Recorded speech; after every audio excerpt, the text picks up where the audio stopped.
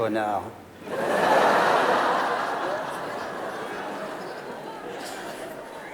Non, mais il est jaloux parce que la Suisse, c'est un pays riche. Ah si, non, moi j'avoue, je baigne dans le pognon. Oui, j'ai un château, un jet privé, un look d'ambassadeur. Je mange des Ferrero Rocher toute la journée. J'ai une Porsche décapotable. Non, j'ai 2 Porsche. Non, j'ai une porcherie, en fait. Et puis, j'ai des bracelets de femmes très belles, suspendus partout, là. Mais j'en parle pas parce que je crois que c'est important d'avoir une certaine pudeur. Les gens n'ont plus de pudeur aujourd'hui. Moi, c'est ça qui me dérange dans notre société. Je trouve que les gens n'ont plus de pudeur. Moi, j'ai une cousine, par exemple, qui est tellement obsédée par l'idée de devenir célèbre qu'elle s'est fait poser une webcam à la place du stérilet. Bah depuis, c'est une mère de famille nombreuse, connue, voilà, dans le milieu de la webcam. Ouais. Non, les gens n'ont plus de pudeur aujourd'hui. Une actrice, aujourd'hui, quand elle accouche, tout de suite, elle invite la presse, Paris Match, Newsweek, Télé 7 jours. Ah là là, qu'est-ce que je suis épanouie. Bon, c'est normal, pour avertir le père. Hein. Avant, j'avais que le cinéma dans la tête, mais maintenant, je me rends compte que ma vraie nature, c'est d'être une maman. J'ai tellement mûri depuis que Colargol est là.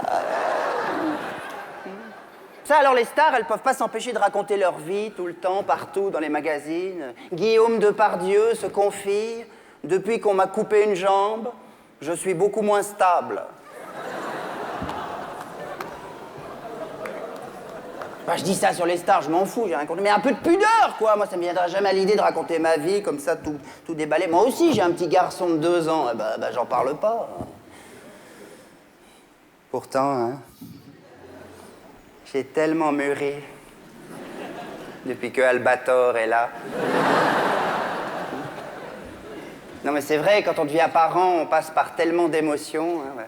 Bah déjà, l'angoisse, je me rappelle, avant la naissance, est-ce qu'il sera normal, tout ira bien, échographie, vous avez une chance sur 6000 d'avoir un gremlins. Bon, maintenant, avec le recul, je sais que ça aurait été une chance d'avoir un gremlins, parce que c'est plus facile pour leur tirer les oreilles et ils supportent pas la lumière du jour. Mais à l'époque, je pouvais pas savoir. J'ai tellement peur que ce soit un troll ou un Nazgûl. En plus, nous, il s'est pas tourné. Parce qu'ils se tournent normalement, les bébés, hein, dans le ventre. Ils restent 8 mois comme ça, puis après, ils se tournent. Injection dans 10 minutes. Mais le nôtre, non, il est resté comme ça. Et vous faire foutre. Donc moi, panique, je me suis dit, s'il veut pas se tourner, c'est qu'il a pas la place à cause des oreilles. Ouvrez les fenêtres, j'ai dit au médecin, coupez la mère en 2 et laissez sortir la bête. J'étais angoissé. Je lui ai dit à ma femme, là, quand elle était en train d'accoucher devant moi, je lui ai dit, tu sais, je suis en train de vivre un moment difficile, là. Et là, elle a été sublime, alors ça, je me rappellerai toujours ce qu'elle m'a dit à ce moment-là. Elle m'a dit, je cite, ta gueule. Bon, nous, on aime bien parler. Non, puis il n'y en a pas eu de chance, parce qu'il est né avec une maladie de naissance, finalement. Assez grave, oui, c'est-à-dire qu'il n'avait pas de dents quand il est né. Donc il y a tout plein de trucs qu'il ne pouvait pas manger.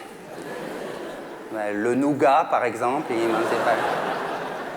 Même du nougat fait par des artisans, tout. Non, c'était pas possible avec un bébé qui n'a pas de... Ou alors il faudrait lui enfoncer le nougat avec les mains, comme ça.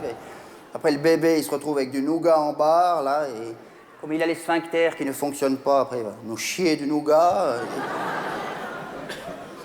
Oui, c'était un autre problème qu'il avait, il est complètement incontinent de naissance, en fait. Ah, ça demande un traitement. On doit lui acheter des trucs spéciaux qu'on lui met là. Comme Gandhi. Mais en plus gros, parce qu'il se déplaçait pas.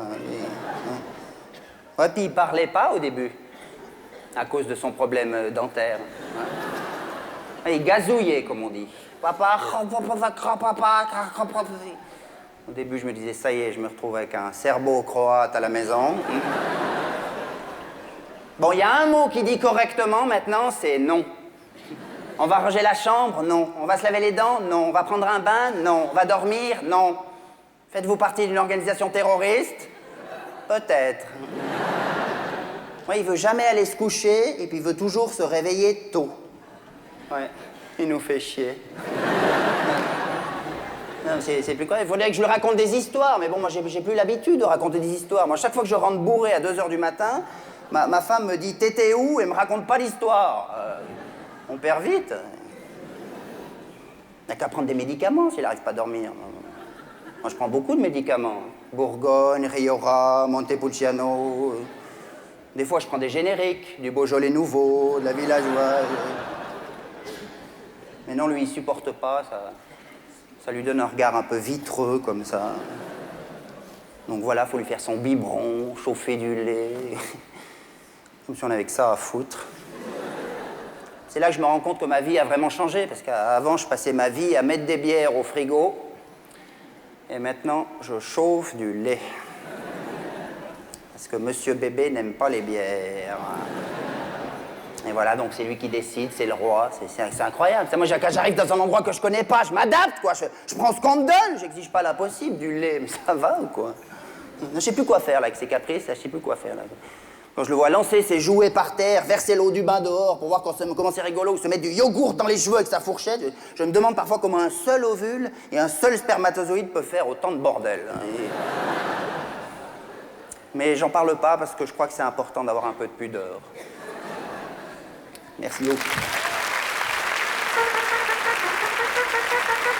Marc Delémonet, mesdames et messieurs. Marc